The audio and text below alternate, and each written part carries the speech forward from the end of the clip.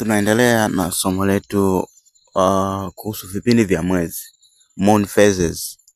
Vipindi vya mwezi ambavyo mwezi una vipindi vikuu vinne, lakini una vipindi vidogo vidogo vinne. Leo tunajifunza kipindi cha tatu kikuu, au naweza kusema kipindi cha saba cha mwezi, ambapo tunakuja kuangalia ni nini cha kufanya. Hapa sasa mwezi unakuwa upo nusu, lakini unakuwa upo nusu kuelekea mwezi giza. Hichi kipindi kinaitwa robo ya tatu au third quarter. Ni kipindi ambacho unatakiwa kufanya nini? Unatakiwa kufanya nini? Mambo gani? Ili uwe unaendana na asili. Asili ndio uhalisia wa maisha yetu. Pale unapojaribu kupingana na asili, unakuwa unajitafutia balaa mwenyewe. Unapojaribu kupingana na asili, unakuwa unapingana na uhalisia.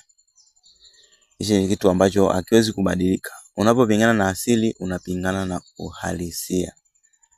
Sasa hakuna mtu anayeweza kupambana na uhalisia akashinda.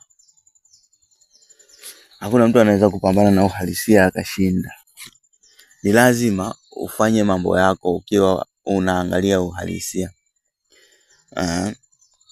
Sio kwamba eti inakuwa ni masharti ya kufanya jambo. Hapana, ila ni kanuni ya kawaida. Lazima uendane na uhalisia. Ukipingana na uhalisia, unakuwa unakosea mwenyewe. Sasa huu wakati wa robo ya tatu ya mwezi ni wakati wa kufanya nini? Huu ni wakati wa kilele cha utambuzi. Mwezi unakuwa unarudi kuwa nusu, lakini safari hii unakuwa unaelekea gizani. Nakumbuka nilikwambia kwamba kuelekea gizani ni kuelekea kwenda kwenye mimba ya uumbaji. Ndio mwezi ukiwa gizani, nilikwambia ndio muda na wakati sahihi. Ndio muda na wakati sahihi wa kufanya uumbaji wa mambo yako, kama ni biashara, kama ni kitu gani, kama ile wazo ambalo unapenda kusema wazo lako la ghafla. Wewe muindaji umeshakamata mawazo. Kwa wale wenye kitabu cha uwezo wako kwa vitendo, nilikuwa nimezungumzia jinsi ya kukamata wazo kichwani kwako na kulifanya kuwa kitu ambacho kinashikika na kulipa mwili. Jinsi ya kukamata wazo na kulipa mwili katika mazingira ya kawaida. Umeona bwana? Kwa hiyo wakati huu tunakuwa tunaweza kujiandaaje kuelekea kwenye mimba ya uumbaji. Hapa tunasema kwamba unapaswa kuvunja mifumo ya zamani. Mifumo ambayo ilikufikisha hapa lakini haitakuvusha kwenye mzunguko mpya. Ni wakati wa kuachilia tabia, watu au fikra ambazo zimekuwa kutu kwenye hekalu lako. Ni wakati ambao unatakiwa kufanya toba ya kiroho. Unabidi ufanye ukaguzi. Kwamba ni wapi umefanya haraka, ni wapi ulijichetua sana katika mambo yako, ni wapi ulijichetua sana. Ndio muda sahihi wa kujirekebisha, ndio muda sahihi wa kujisafisha, ili kipindi cha uumbaji kinapofika siku ya Jumapili uweze kuumba vizuri bila kikwazo. Uunde na upande mbegu ambazo zina afya. Utakuwa ufanye ukaguzi wa kiroho kwamba ni wapi ulifanya haraka, lakini ni wapi iliingia hofu. Unatakiwa kufuta ramani ya zamani ili uweze kuwa free, yani uweze kuwa mtupu, uweze kuwa empty. Kwa maana ukiwa empty na ukikataa kuvunja mifumo ya zamani, hapo unaweza kujikuta umeingia kwenye new moon. Unaweza kaingia kwenye new moon inayokuja unaweza kaingia kwenye pneumonia inayokuja ukiwa na uzito wa zamani, na ukiwa na uzito na hofu. Kumbuka nilikwambia habari za frequency kwenye kitabu cha Mitetemo ya Kiroho, nilikuwa nimekufundisha habari za frequency. Kwamba unapokuwa na uzito, unapokuwa na hofu, unapokuwa na lawama, wivu au hisia za namna ambayo ni mbaya, basi unakuwa hauwezi kuumba kitu ambacho kimekamilika. Huwezi kuwa wewe yule halisi.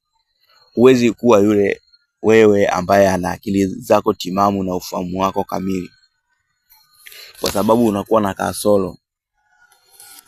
Kuwa na hisia mbaya ni kasoro kubwa sana katika ufahamu wa kiroho. Kuwa na mitetemo ya chini ni hasara kubwa sana katika ufahamu wa kiroho. Kwa ni lazima uvunje mambo ambayo yameambatana na wewe katika kufanya ile kazi ya kujitangaza. Tulikuwa tunasema kwamba hii robo ya 3 inakuwa ni robo baada ya, ilikuwa ni warning gibbons ambayo tulisema huu ndio wakati sahihi wa kushiriki maarifa au kitu kile ulichokuwa unakifanya na jamii, kwa sababu jinsi unavyokitoa kile kitu unakuwa ni kama unagongea muhuri kwenye seli zako mabadiliko hayo na jambo hilo ambalo ulikuwa umelitekeleza, umelilea kwa muda mrefu. Sasa katika kipindi hichi ni kipindi cha kujitafakari na kufanya toba. Kama kuna bahati mbaya ulifanya, kama kuna mahali ulikuwa umejichetua sana, umetumia hofu badala ya kutumia hekima, ulikosana na mtu sio kwa namna gani katika kutangaza biashara yako au kutangaza jambo lako au kushiriki jambo lako, ni muda wa kuweza kujitafakari na kuyaacha haya mambo, kwa sababu unakuwa unaelekea kwenye utukufu wa kupanda mbegu zako. Utakuwa uingie kwenye utukufu wa kupanda mbegu zako. Somo hili limekuwa fupi first quarter, lakini unatakiwa kuzingatia masomo yote. Unatakiwa kuzingatia masomo yote ambayo nimekuwa nikikufundisha. Ni lazima uzingatie, pamoja kwa watu tunakuwa tunaongea dakika nyingi, ila ni lazima ujue kukamata key point katika somo hili. Katika somo hili key point yetu hapa, point yetu ya muhimu, kwamba ni muda wa kufanya toba, kwamba ni wapi ambapo ulijichetua sana. Kumbuka nilikwambia uumbaji wako hautakiwi kukuzidia. Kukuzidia ni pale ambapo unaanza kujivuna na uumbaji, unaanza kupata jeuri na uumbaji wako. Ni kitu ambacho hakitakiwi. Kwa hiyo ni lazima uweze kutafakari kwamba mimi mwenyewe wakati nafanya hii shughuli ni wapi nilijisahau? Ni wapi ambapo nilijisahau? Ni mtu gani ambaye amekuja kinamna ambayo sio nzuri katika jambo hili? Ili kwa namna hiyo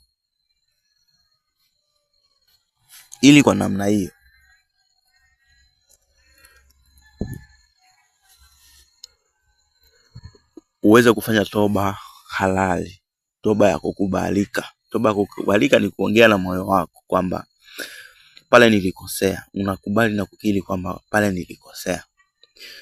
Yule mtu aliniambia kitu, lakini sitakiwi kumchukia, ni asili tu yenyewe, ile hichi kitu sitakiwi kuambatana nacho. Pale nilifanyaje, nitakuwa nifanye hivi. Ni wakati wa kufanya toba. Basi nikutakie wakati mwema. Tukutane kwenye itakuwa ni somo la mwisho,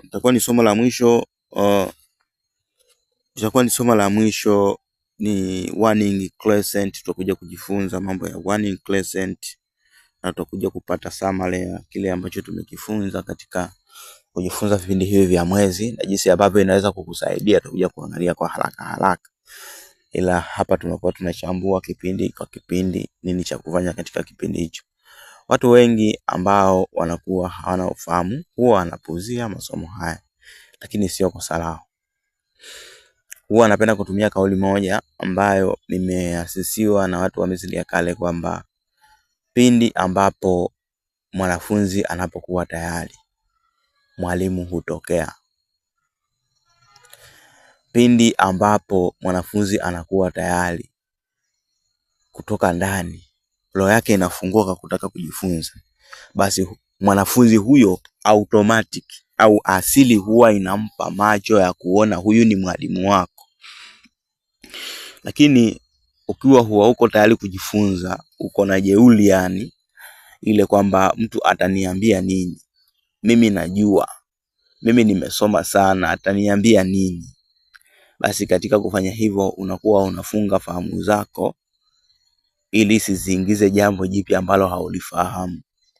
Ifike mahala mwanadamu ukubali kwamba wewe sio mwenye kujua kila kitu, wala huwezi ukajua kila kitu. Hata mimi mwenyewe nafundisha uzoefu ambao unakuwa umehusika kwenye maisha yangu, lakini sio kwamba mimi nimepata uzoefu mwingi au nimemaliza uzoefu wote. Uzoefu naopata najaribu kushiriki na mtu ili na yeye aweze kupata kumbukumbu zake. Yaani sio kwamba afuate kile ninachokisema, lakini ajaribu kupima uzito wa hichi kitu, kinaweza kinamsaidia au kimewahi kumsaidia, ili kama kimewahi kumsaidia basi akizingatie kwenye maisha yake. Asiwe kama watu wengine ambao anakutana na situation inayomsaidia lakini anaisahau. Siku amekuja kukutana na shida anakuwa amesahau hata ilikuwaje ile situation ikamsaidia. Umeona mazingira kama hayo? Kwa hiyo ni muhimu kufungua fahamu zako, ni muhimu kuacha ujuaji. Ni muhimu kuacha ujuaji kwa sababu katika kuifanya kusema kwamba mimi najua kila kitu, unafunga milango ya kujua, unaziba nafasi za kujua jambo jipi. Nadhani tumeelewana. Mimi nikutakie wakati mwema na nikukaribishe uweze kupata wasaa mzuri kununua vitabu, kwa sababu vitakusaidia. Sina maneno mengi kuhusiana na vitabu kwa sababu wanavichukua watu wanaotaka, sio watu ambao wanalazimisha. Kwanza unataka kujilazimisha kuchukua kitabu, utasoma hautaelewa, kwa sababu kitabu chenyewe ni mpaka uwe na uwezo